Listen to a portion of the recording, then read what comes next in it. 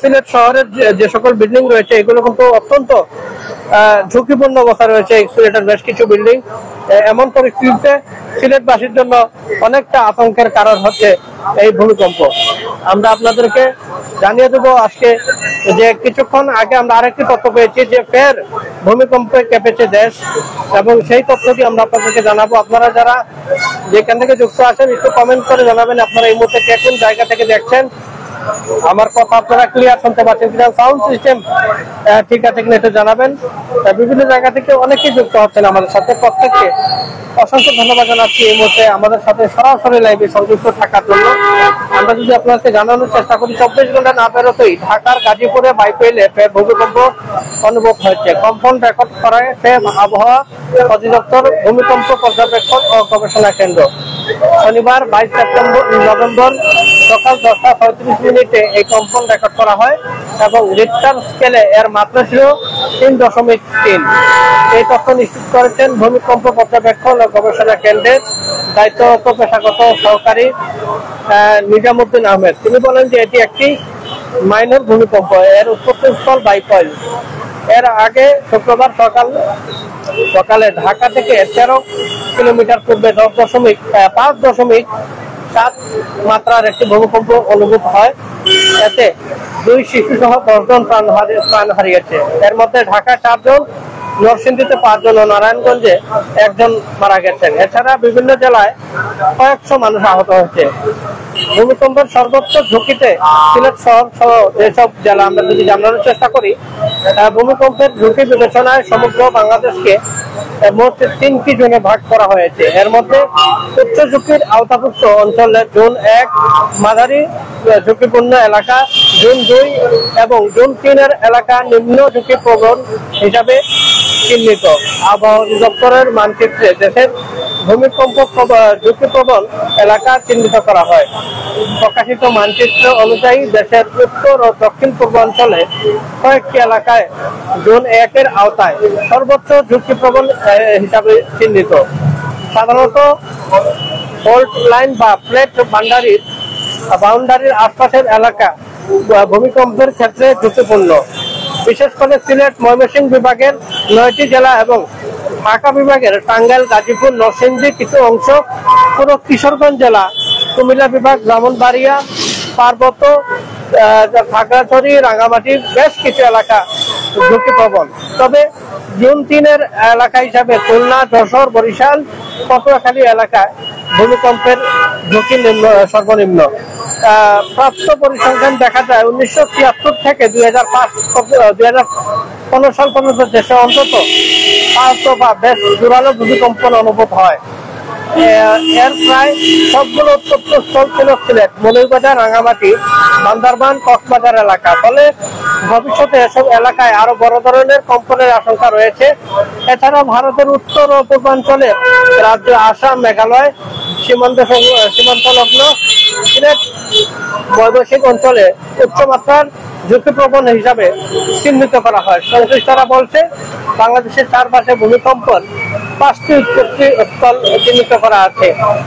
এর এক একটি বলা হয়েছে প্লেট বাউন্ডারি 1 ও মিয়ানমার থেকে নোয়াখালী পর্যন্ত। এছাড়া প্লেট নম্বর বাউন্ডারি 2 নোয়াখালী থেকে সিলেট এবং প্লেট বাউন্ডারি 3 সিলেট থেকে ভারতের দিকে চলে গেছে। অন্যদিকে ময়মনসিংহ, হালুয়াঘাট এলাকায় ডাউকি ফল্ট এবং মধুপুর ফল্ট রয়েছে। এগুলো ভূমিকম্পের উৎপত্তি স্থল। রাজধানীর উন্নয়ন কর্তৃপক্ষের রাউজক পরিসংখ্যান অনুযায়ী ঢাকায় প্রায় 21 লাখের মতো ভবন রয়েছে। এর মধ্যে 15 লাখ ভবন দ্বিতল বা এর চেয়ে কম। এগুলোর ক্ষেত্রে ক্ষয়ক্ষতি ঝুঁকি কম, কিন্তু 4 থেকে 30 তলা পর্যন্ত বাকি 6 লাখ ভবন ঝুঁকিতে রয়েছে। ভূমিকম্পের সময় এগুলো ধসে পড়লে ব্যাপক প্রাণহানির আশঙ্কা রয়েছে। এজন্য সংস্কারের মাধ্যমে ঝুঁকিপূর্ণ ভবনগুলো ভূমিকম্প সহনশীল করে তোলার কথা বলা হচ্ছে। বিশেষজ্ঞরা বলছেন ভূমিকম্পের সবচেয়ে ভয়াবহ এবং অনিশ্চিত প্রাকৃতিক দুর্যোগগুলোর মধ্যে অন্যতম। এটি প্রতিরোধের ক্ষমতা কারো হাতে নেই। তবে ক্ষয়ক্ষতির হ্রাসে ভূমিকম্পের আগাম সংবাদ বা পূর্বাভাস প্রাপ্তির বিশ্বব্যাপী সর্বোচ্চ গুরুত্ব আরোপ করা হয়।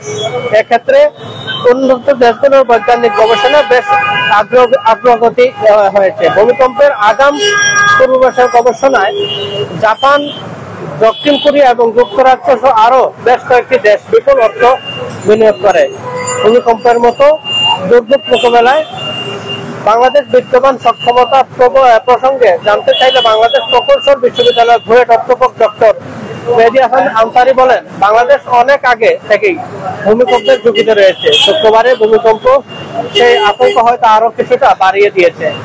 তিনি বলেন, শুধু 5.7 মাত্রার ভূমিকম্প, যেটার উৎপত্তিস্থল ঢাকা থেকে 60 কিলোমিটার দূরে, তাতেই যদি ঢাকা এবং আশপাশের এলাকায় স্থাপনা ক্ষতিগ্রস্ত হয়, তাহলে এর বড় কম্পন হলে নিঃসন্দেহে বলা যায় পরিস্থিতি ভয়াবহ হবে।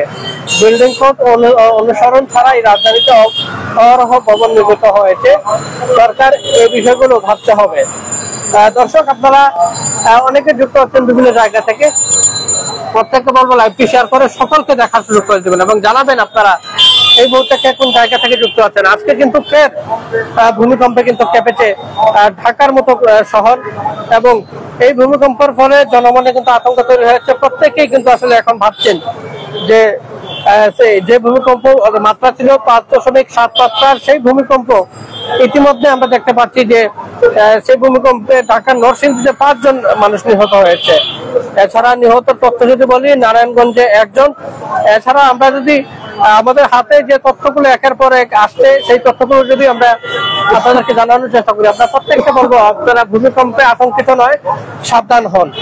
বাংলাদেশে শুক্রবার যে ভূমিকম্প অনুভূত হয়েছে, কেন্দ্রস্থল ছিল নরসিংদী জেলার মাধবপদী এলাকার। আবহাওয়াবিদরা বলছেন, রিক্টার স্কেলে 5.7 মাত্রার এই ভূমিকম্প গত কয়েক দশকে দেশের ভেতরে উৎপত্তি হওয়ার সবচেয়ে শক্তিশালী ছিল।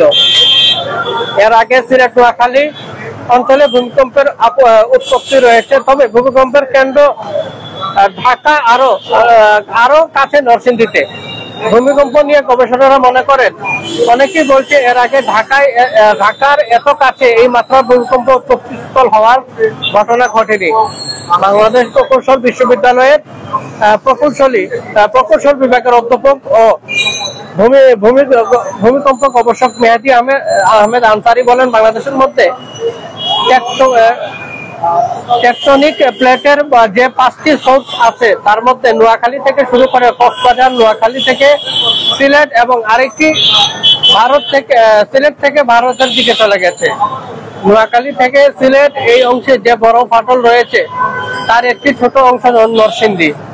এর ফলে নরসিংদী এলাকা ভূমিকম্পের উৎপত্তিস্থল হওয়ায় অস্বাভাবিক নয় বলেও মনে করেন মেহেদী আহমেদ আনসারী।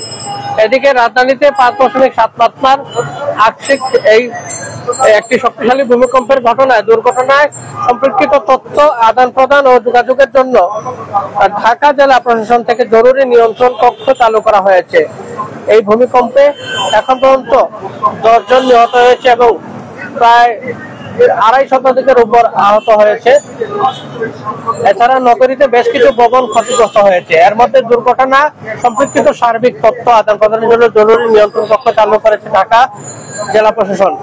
ঢাকা জেলা প্রশাসকের কার্যালয়ে দুর্যোগ ব্যবস্থাপনা শাখা থেকে পাঠানো এক প্রেস বিজ্ঞপ্তিতে এসব তথ্য নিশ্চিত করা হয়েছে।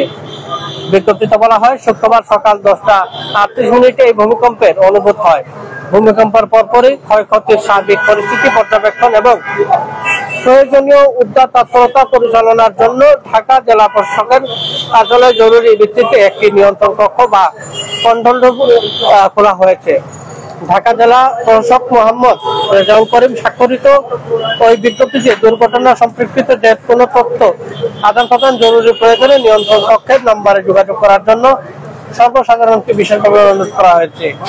নিয়ন্ত্রণ কক্ষের নাম্বারগুলো 01700716678, ফোন নম্বর 2041051065। জেলা প্রশাসন জানিয়েছে, তারা পরিস্থিতির উপর সজাগ দৃষ্টি রাখছে এবং ক্ষতিগ্রস্তদের সহায়তায় প্রয়োজনীয় কার্যক্রম গ্রহণ করা হচ্ছে। দর্শক অনেকে যুক্ত হচ্ছেন আমাদের সাথে, মিঠু দাস থেকে শুরু করে যুক্ত হচ্ছেন, প্রত্যেকে অভিযোগ থেকে